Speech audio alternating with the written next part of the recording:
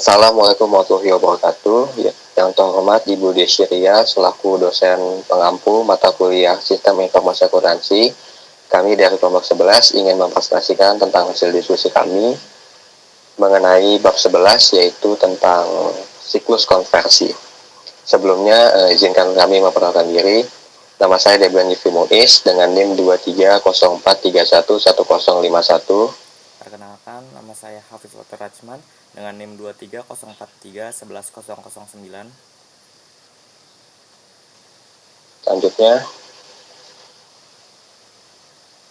ini merupakan materi yang akan dibahas pada kesempatan kali ini. Yang pertama ada definisi dari siklus konversi, yang kedua ada sistem persediaan, yang ketiga ada prosedur pemrosesan transaksi pembelian, yang keempat ada sistem produksi, yang kelima ada sistem akuntansi biaya, dan yang keenam terakhir sistem manajemen sumber daya manusia atau penggajian.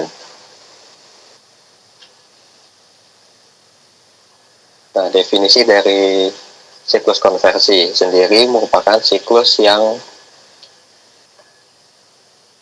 memproses bahan baku atau supplies menjadi produk jadi atau barang atau jasa yang siap untuk dijual. Dalam siklus konversi, sistem akuntansi mencatat satu kejadian ekonomi yaitu transaksi, konsumsi bahan baku, tenaga kerja dan overhead untuk menghasilkan produk atau jasa yang dapat dijual. Dalam perusahaan jasa, siklus ini terdiri atas sistem penggajian dan sistem akuntansi biaya. Dalam perusahaan dagang, siklus ini terdiri atas sistem penggajian dan sistem persediaan. Dalam perusahaan manufaktur, siklus ini terdiri atas sistem penggajian, sistem persediaan, dan sistem akuntansi biaya. Selanjutnya, ada sistem persediaan. Nah, pengertian dari sistem persediaan sendiri merupakan sebuah sistem yang memelihara catatan, persediaan, dan memberitahukan kepada manajer apabila jenis barang tertentu memerlukan adanya penambahan. Dalam perusahaan manufaktur, sistem persediaan mengendalikan tingkat atau jumlah bahan baku dan jumlah produk yang jadi. Sebuah sistem persediaan memproses dua jenis transaksi yaitu ada pembelian barang dan juga penjualan barang. Untuk pembelian barang, merupakan siklus pengeluaran memproses transaksi pembelian barang. Namun jurnal yang dibuat untuk mencatat transaksi ini tergantung pada metode yang digunakan untuk akuntansi persediaan, yaitu metode periodik dan metode perpetual. Dengan metode periodik, perusahaan tidak menyelenggarakan catatan yang menggambarkan perubahan persediaan dari waktu ke waktunya. Catatan yang diselenggarakan adalah catatan untuk menampung transaksi pembelian barang dagangannya. Catatan ini akan dibagi nama sebagai rekening pembelian. Nah, untuk metode perpetual, perusahaan akan menyelenggarakan catatan yang menampung transaksi mutasi persediaan. Dengan catatan ini, maka posisi persediaan dapat diketahui setiap saat, karena dengan digunakannya komputer untuk mengolah data akuntansi, kendala yang akan dihadapi pada masa lalu akan dapat dieliminasi sehingga aktivitas pencatatan dapat dilakukan dengan cepat, akurat, serta menghasilkan berbagai informasi yang penting untuk pengendalian perusahaan. Nah, yang kedua adalah penjualan barang. Nah, perusahaan akan mencatat harga pokok yang terjual dalam sebuah rekening buku besar yang berjudul harga pokok pembelian. Bagaimana perusahaan menentukan harga pokok ini sangat tergantung pada metode persediaan yang digunakan. Jika perusahaan menggunakan metode periodik, maka perusahaan tidak perlu membuat jurnal ketika transaksi penjualan. Dengan demikian, harga pokok penjualan akan dihitung dengan menambah nilai pembelian ke harga pokok persediaan awal. Nah, jika perusahaan menggunakan metode perpetual, perusahaan akan mendebit rekening harga pokok penjualan dan mengkredit rekening persediaan pada saat terjadinya transaksi penjualan. Selanjutnya, ada pula laporan yang dihasilkan dari sistem persediaan, yaitu ada laporan status persediaan atau inventory status report. Yang kedua ada laporan per jenis persediaan atau query inventory item. Yang ketiga ada laporan pemesanan kembali atau reorder report. Dan yang keempat ada laporan hasil perhitungan fisik atau physical inventory report. Nah, yang pertama, laporan status persediaan berisi daftar seluruh jenis persediaan, kuantitas, dan harga perolehan. Laporan ini juga akan memberikan penjelasan tentang persediaan yang akan dilaporkan dalam neraca. Nah, yang kedua adalah laporan jenis persediaan. Laporan Nah, dalam sistem online real time, karyawan perusahaan mengetahui kuantitas per jenis persediaan yang tersedia saat laporan ini akan dihasilkan. Ada dua pilihan untuk mengetahui informasi tersebut, bisa mencetaknya ke kertas atau dapat dilihat di layar monitor. Nah, yang ketiga adalah laporan pemesanan kembali. Laporan ini akan mengidentifikasi jenis persediaan yang memerlukan adanya penambahan. Bila kuantitas turun sampai ke titik pemesanan kembali, maka sistem pengawasan persediaan akan memasukkan informasi ini ke dalam laporan. Nah, yang keempat ada laporan hasil perhitungan fisik. Laporan ini berisi tentang hasil perhitungan fisik persediaan yang dilakukan secara periodik. Dengan adanya laporan ini, maka perhitungan harga pokok penjualan dapat dilakukan. Laporan ini terutama dihasilkan atau dibuat jika perusahaan menggunakan metode periodik untuk mengolah catatan persediaan barang dagangannya.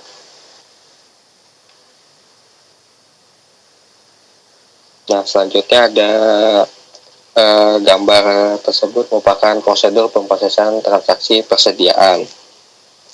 Nah, dapat dilihat pada gambar tersebut dalam sistem online real time, Departemen Penerima Barang membuat laporan penerimaan barang setiap harinya dan akan dikirim ke Departemen Pengolahan Data, bagian gudang, lalu membuat permintaan pembelian, dan juga akan diserahkan ke Departemen Pengolahan Data untuk dimasukkan ke dalam komputer. Setelah datanya masuk, komputer akan menjalankan program validasi untuk menguji ada atau tidaknya kesalahan pada data transaksi yang masuk. Jika tidak ada kesalahan data, maka sistem akan memposting transaksi tersebut ke dalam file induk, lalu mencetak laporan kontrol dan akan memperbaharui file ringkasan di buku besar.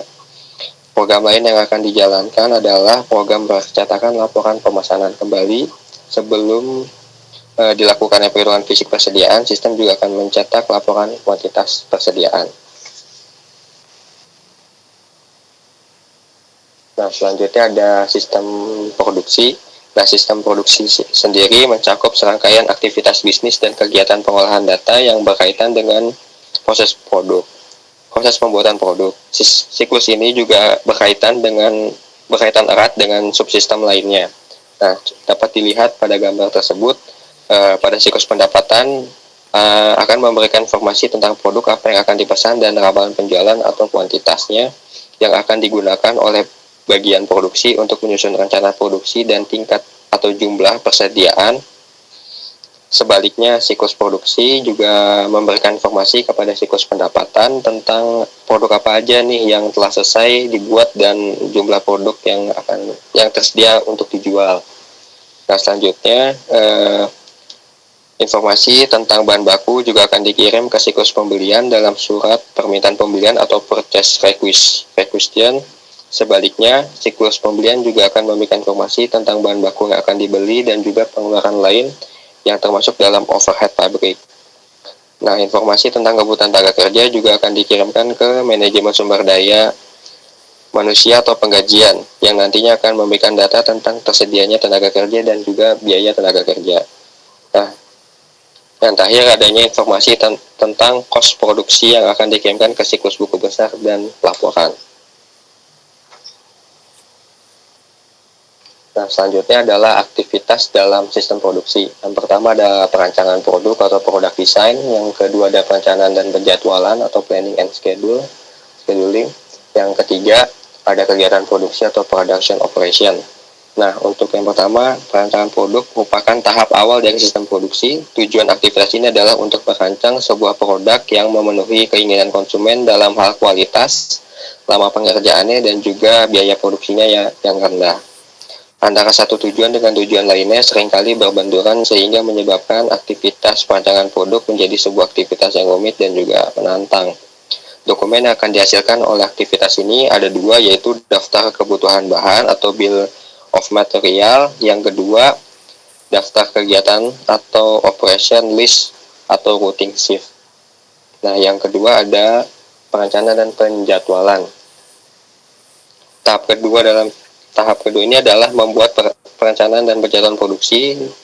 Dan tujuan tahap ini adalah produksi dilakukan dengan seefisiensi mungkin untuk memenuhi pemesanan yang ada dan kemungkinan permintaan jangka pendek tanpa menghasilkan jumlah produk yang berlebihan. Nah, Untuk membuat rencana produksi sendiri, ada dua metode yang umum dipakai. Yang pertama ada perencanaan sumber daya manufaktur, dan yang kedua ada sistem manufaktur just in time atau JIT. Nah, untuk yang pertama, manufacturing resource planning merupakan metode yang mencari keseimbangan antara kapasitas produksi yang dimiliki saat ini perusahaan dan kebutuhan bahan baku untuk memenuhi permintaan pembelian yang akan diramalkan akan terjadi.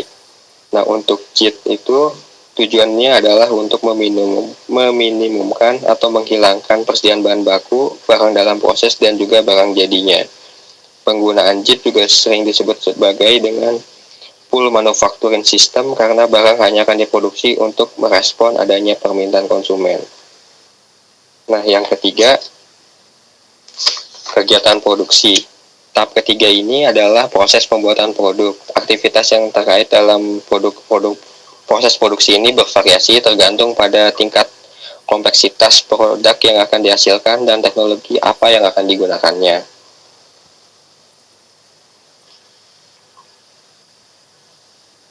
Nah, selanjutnya adalah sistem akuntansi biaya. Nah, adapun tujuan dari sistem akuntansi biaya ini yaitu yang pertama menghasilkan informasi untuk perencanaan, pengendalian, dan penilaian kinerja kegiatan produksi. Yang kedua adalah menghasilkan informasi biaya yang akurat agar dapat digunakan sebagai dasar penentuan harga atau pricing dan keputusan tentang komposisi produk. Dan yang ketiga adalah menghasilkan informasi yang dapat digunakan untuk menghitung nilai persediaan dan juga harga pokok penjualan. Nah, adapun jenis-jenisnya.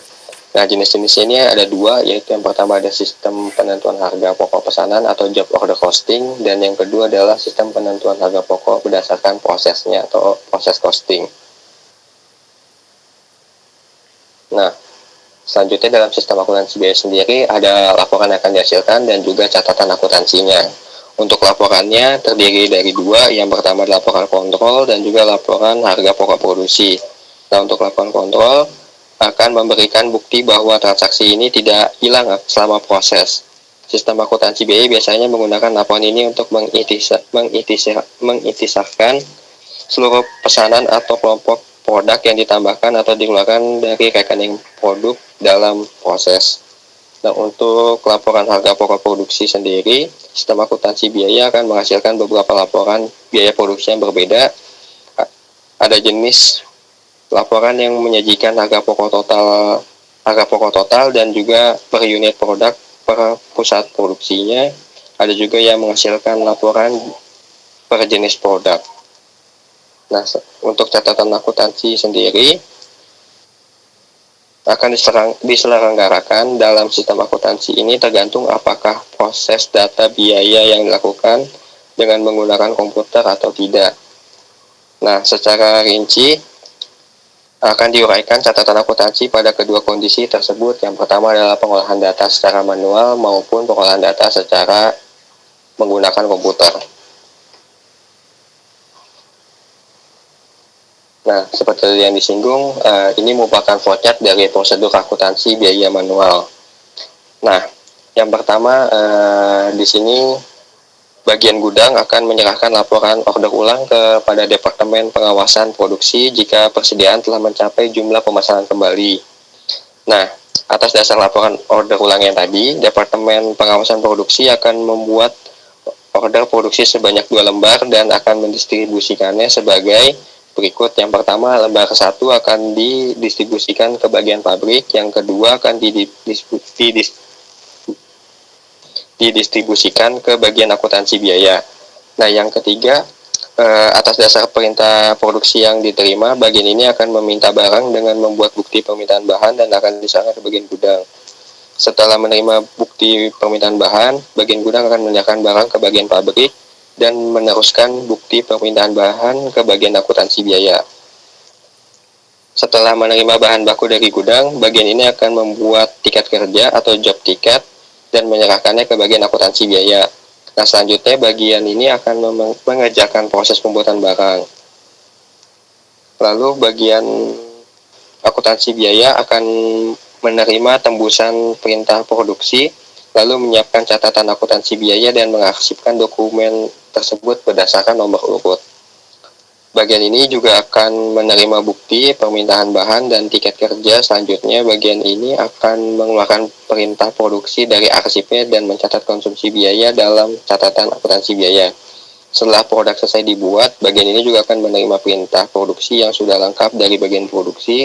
Selanjutnya, bagian akuntansi biaya akan menghitung harga pokok per unitnya, mencatatnya ke dalam jurnal voucher, lalu mengarsipkan dokumen-dokumen tersebut berdasarkan nomor urutnya.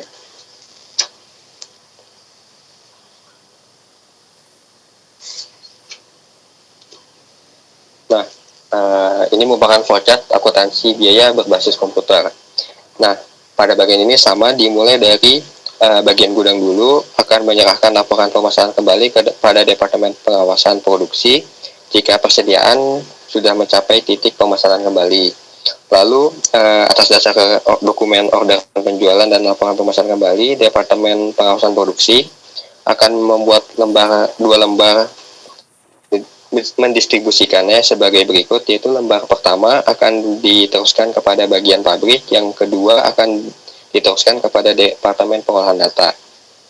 Nah, pada Departemen Pengolahan Data, bagian ini akan menerima produksi dari Departemen Pengawasan Produksi. Selanjutnya, bagian ini akan melakukan perhitungan tentang jumlah kelompok dan akan memasukkannya data produksi ke dalam komputer.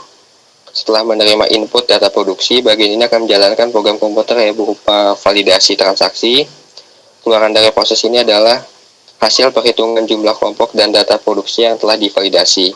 Nah, selanjutnya bagian Departemen Pengolahan Data akan menjalankan program penggabungan data produksi yang baru dengan data yang telah terkumpul sebelumnya.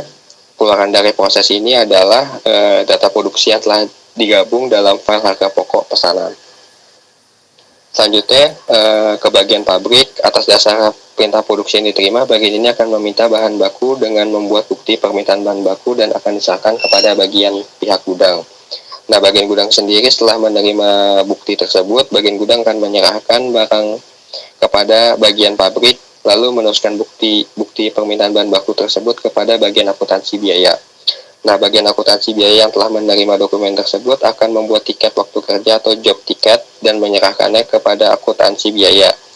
Nah, selanjutnya bagian ini akan mengerjakan proses pembuatan barang. Jika prosesnya telah selesai, maka bagian pabrik akan melengkapi isian pada perintah produksi dan akan menyerahkannya kepada Departemen Pengolahan Data. Nah, departemen ini telah menerima bukti permintaan bahan baku dan tiket waktu kerja. Atas dasar kedua dokumen tersebut, bagian ini akan melakukan perhitungan jumlah data kelompok dan akan memasukkannya kepada data produksi di dalam komputer. Setelah menerima input dari pemakaian bahan baku dan tenaga kerja, bagian Departemen Pengolahan Data akan menjalankan program validasi transaksi. Jika hasilnya terdapat kesalahan, maka bagian ini akan melakukan perbaikan dan entry ulang data sampai tidak terdapat lagi adanya kesalahan. Kemudian menjalankan program pengurutan berdasarkan nomor perintah produksi. Lalu keluaran dari prosesnya adalah data transaksi akuntansi biaya yang sudah urut dan laporan kontrol. Tahap berikutnya ini akan menjalankan program update catatan akuntansi biaya. Hasil dari proses ini adalah laporan kontrol, file harga pokok pesanan yang telah diupdate, dan juga file pusat biaya.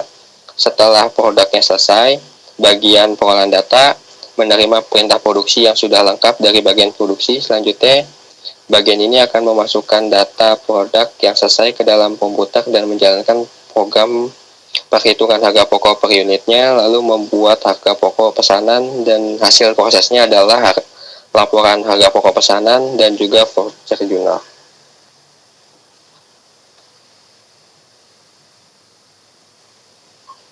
Nah, untuk materi selanjutnya akan dilanjutkan oleh teman saya.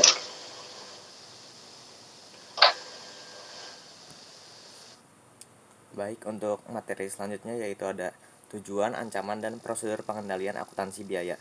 Yang pertama itu dari tujuan dulu. Tujuan dari prosedur pengendalian akuntansi biaya itu yang pertama ada semua transaksi telah diotorisasi secara tepat. Yang kedua, semua transaksi yang telah dicatat adalah valid. Yang ketiga, semua transaksi yang valid dan telah diotorisasi telah dicatat. Yang keempat, semua transaksi telah dicatat secara akurat. Yang kelima, semua aset dilindungi dari kemungkinan hilang atau dicuri. Yang keenam, aktivitas bisnis dilaksanakan secara efisien dan efektif. Untuk Selanjutnya, ancaman yang pertama itu transaksi tidak diotorisasi.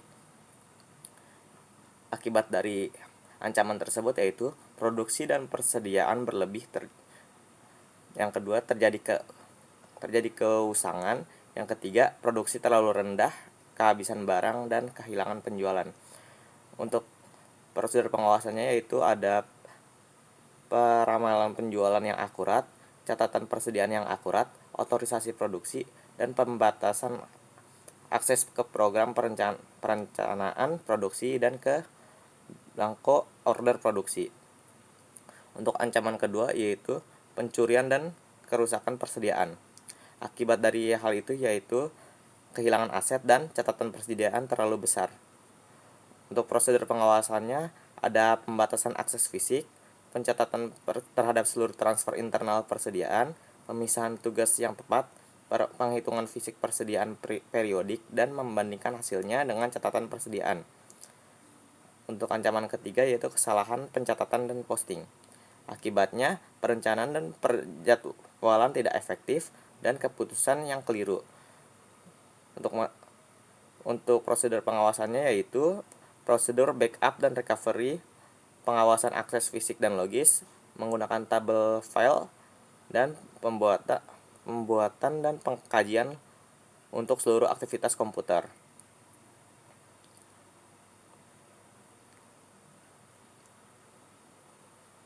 Tadi yang untuk kesalahan pencatatan posting, cara pengawasannya itu ada otorisasi sumber data, edit control entry data, penghitungan fisik persediaan periodik, dan membandingkan hasilnya dengan catatan persediaan. Yang keempat, ancaman kehilangan data itu akibatnya kehilangan aset dan pembuatan keputusan tidak efektif. Untuk prosedur pengawasannya itu prosedur backup dan recovery, pengawasan akses fisik dan logis, penggunaan label file, dan pembuatan dan pengkajian untuk seluruh aktivitas komputer. Dan yang terakhir itu ancaman dari inefisiensi dan persoalan pengawasan kualitas. Untuk akibatnya sendiri yaitu kenaikan biaya dari sisa bahan, pengerjaan ulang, dan retur penjualan. Lalu kehilangan pelanggan dan penjualan. Untuk prosedur pengawasannya yaitu ada pembuatan laporan kinerja reguler, laporan perkecualian, pengukuran biaya pengawasan kualitas, dan pengukuran proses. Next. Selanjutnya ada sistem manajemen sumber daya manusia. Sistem manajemen sumber daya manusia atau sistem penggajian adalah serangkaian aktivitas bisnis dan kegiatan pengolahan data yang terkait yang berhubungan dengan pengelolaan karyawan perusahaan secara efektif. Kegiatan penting yang tercakup dalam sistem manajemen sumber daya manusia yaitu ada 6. Yang pertama ada seleksi calon karyawan dan pengangkatan karyawan baru. Yang kedua ada pelatihan atau training karyawan baru. Yang ketiga penempatan atau penugasan karyawan baru. Yang keempat ada penggajian atau penentuan gaji, upah, dan insentif lainnya. Yang kelima ada evaluasi kinerja karyawan. Dan yang terakhir ada pemberhentian karyawan. Next. Berikut ada diagram hubungan antara sistem penggajian dengan sistem lainnya. Yang pertama, sistem penggajian itu ada hubungannya dengan Departemen Manajemen Sumber Daya Manusia, yang dimana mengirimkan perubahan gaji ke sistem penggajian dan menerima laporan-laporan terkait penggajian dari sistem penggajian. Yang kedua, macam-macam departemen, dimana mengirimkan data jam kerja dan kehadiran karyawan ke sistem penggajian dan menerima laporan-laporan penggajian dari sistem penggajian untuk berbagai keperluan departemen. Yang ketiga, ada lembaga-lembaga pemerintah, yaitu mengirim peraturan dan tarif pajak yang berlaku ke sistem penggajian dan menerima laporan pajak dan PPh dari sistem penggajian untuk memenuhi kewajiban pelaporan pajak perusahaan. Lalu yang keempat ada karyawan, yaitu menerima cek atau slip gaji dari sistem penggajian dan mendapat potongan gaji yang dihitung oleh sistem penggajian sesuai aturan dan kebutuhan. Lalu yang kelima ada bank, yaitu menerima cek gaji dari sistem penggajian untuk diproses sebagai transfer ke gaji karyawan. Dan yang keenam ada asuransi dan perusahaan lainnya, yaitu mengirim instruksi dan perubahan tarif dari sistem penggajian untuk pemotongan terkait asuransi, dan menerima cek dan laporan terkait premi atau kontribusi lainnya.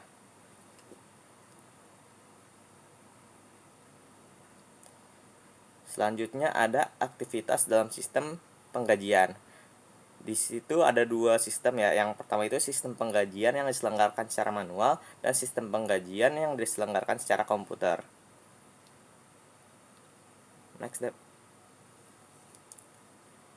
Untuk sistem penggajian yang diselenggarakan secara manual ini ada contoh flowchartnya, yaitu dimana pertama itu dimulai dari supervisor yang menerbitkan dokumen surat keterangan pengangkatan dan juga schedule kerja yang akan diikuti oleh karyawan. Lalu SK tersebut akan disiapkan tiket kerja dan kartu jam kerja. Lalu kartu jam kerja itu akan diteruskan ke bagian gaji. Terus tiket kerja dan jam kerja itu lalu direview dan menjadi dokumen tiket kerja yang akan dikirim ke bagian akuntansi biaya. Lalu untuk di bagian gaji itu ada siapkan catatan gaji yang menjadi dokumen catatan gaji, lalu diarsipkan menurut abjad di bagian gaji. Lalu untuk kartu jam kerja yang tadi diterima dari supervisor itu akan membuat daftar gaji dan akan juga diarsipkan di bagian gaji. Terus membuat daftar gaji itu menjadi dokumen yang akan dikirimkan ke bagian ulang. Dan daftar gaji tersebut juga bisa direview dan disetujui, lalu diupdate catatan gaji menjadi dokumen catatan yang akan diarsipkan menurut sesuai abjad. Lalu untuk di bagian utang itu setelah menerima daftar gaji dari bagian gaji akan membuat voucher dan akan dijadikan dokumen daftar gaji dan dokumen voucher, di mana dokumen voucher tersebut akan dikirimkan ke bagian keuangan. Lalu selanjutnya untuk di bagian akuntansi itu nanti ada dokumen duplikat bukti store yang akan dicocokkan dengan daftar yang akan diarsipkan menurut abjad di bagian akuntansi. Selanjutnya ada di bagian keuangan itu ada dokumen gaji, ada dokumen daftar gaji yang diterima dari bagian utang dan voucher ya. Terus tadi daftar gaji itu dicocokkan dengan duplikat bukti store yang tadi di bagian akuntansi. Selanjutnya yang di bagian keuangan itu akan dibuat cek transfer kas dan bukti store langsung menjadi dokumen bukti store dan dokumen cek transfer kas gaji. Lalu akan disetorkan ke bank yang akan membuat dokumen duplikat bukti store. Selanjutnya itu yang habis buat dokumen cek transfer itu bisa langsung di jurnal dan diposting ke buku besar di bagian akuntansi. Selanjutnya yang tadi daftar gaji dan voucher di bagian keuangan akan membuat dan membagi, lalu menjadikan dokumen cek gaji dan akan dibagikan ke karyawan, atau misalnya belum sesuai bisa dibatalkan dan bisa dilunaskan di bagian utang dan menjadi arsip bagian utang menurut abjad. Next step. Nah, selanjutnya ada prosedur penggajian berbasis komputer. Yang pertama itu ada departemen penggajian. Proses dimulai dengan unit kerja yang mengeluarkan kartu jam kerja dan tiket waktu kerja kepada karyawan untuk mencatat jam kerja. Data ini kemudian dikumpulkan oleh departemen penggajian dan dilakukan rekonsiliasi untuk memastikan akurasi data jam kerja sebelum diinput ke dalam sistem. Berikutnya ada departemen pengolahan data. Setelah rekonsiliasi, data waktu kerja karyawan diinput ke dalam sistem sebagai transaksi gaji.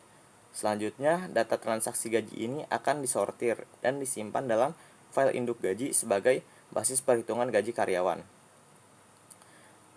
Selanjutnya, pembuatan cek transfer gaji. Data yang sudah diolah akan menghasilkan transaksi gaji dan digunakan untuk membuat cek transfer gaji untuk masing-masing karyawan. Sistem ini juga mencatat informasi dalam buku besar sebagai bagian dari pembukuan dan laporan keuangan perusahaan. Laporan periodik mengenai transaksi gaji disiapkan untuk digunakan oleh berbagai departemen terkait. Selanjutnya di Departemen Manajemen Sumber Daya Manusia itu, jika ada perubahan data karyawan seperti perubahan status pernikahan atau jumlah tanggungan, manajemen sumber daya manusia akan melakukan pembaruan data personalia. Data yang sudah diperbarui kemudian diinput ke sistem untuk memperbarui informasi penggajian karyawan. Selanjutnya ada bagian utang. Bagian utang akan membuat daftar gaji berdasarkan hasil dari Departemen Pengolahan Data. Setelah diverifikasi, voucher gaji dibuat dan disetujui sebagai pengesahan untuk pembayaran gaji pada karyawan.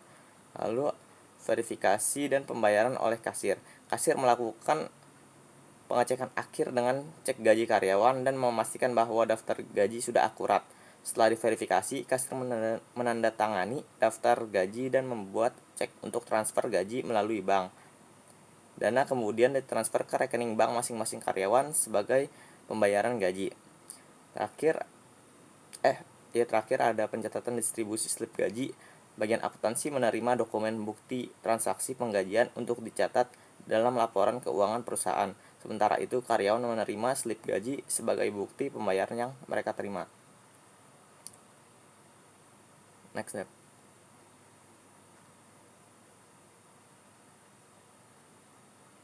Berikutnya ada tujuan, ancaman, dan prosedur pengendalian dalam sistem penggajian.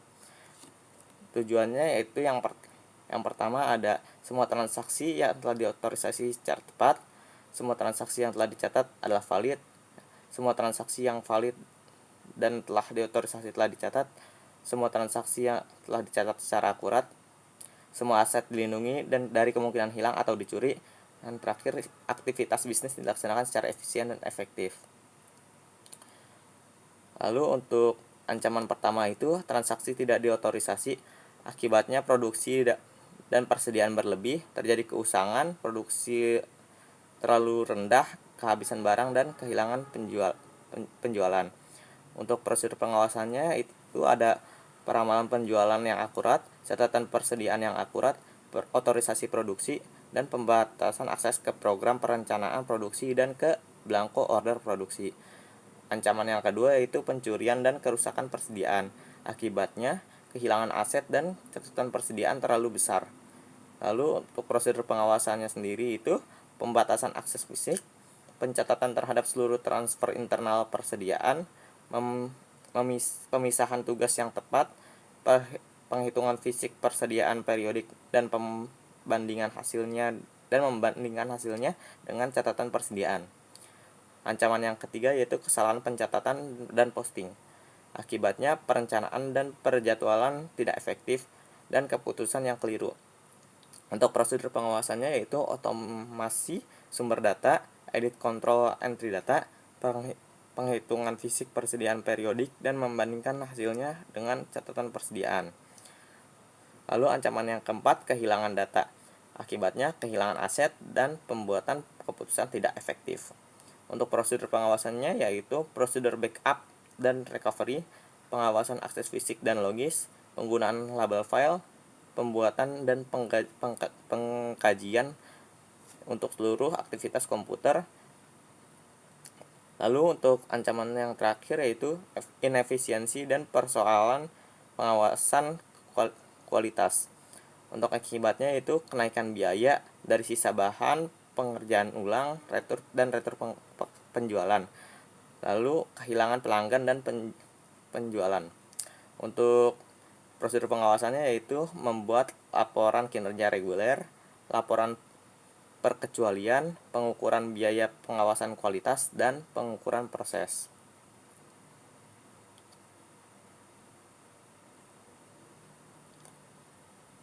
Oke, kita masuk ke bagian kesimpulan, yaitu siklus konversi mencakup aktivitas atau transaksi bisnis yang berhubungan dengan pengubahan bahan baku dan supplies menjadi barang jadi atau jasa yang siap untuk dijual kepada para pelanggan. Siklus ini dapat diselenggarakan secara manual atau dengan menggunakan komputer. Jika siklus konversi diselenggarakan secara manual, maka subsistem yang terlibat adalah subsistem persediaan, subsistem akuntansi biaya, dan subsistem penggajian. Dalam sistem yang berbasis komputer, siklus konversi dibagi menjadi dua subsistem, yaitu prosedur akuntansi biaya dan prosedur penggajian. Jika sebuah sistem informasi akuntansi dirancang dengan baik, maka sistem pengendalian yang melekat akan memberikan jaminan bahwa tujuan khusus pengendalian intern dapat tercapai.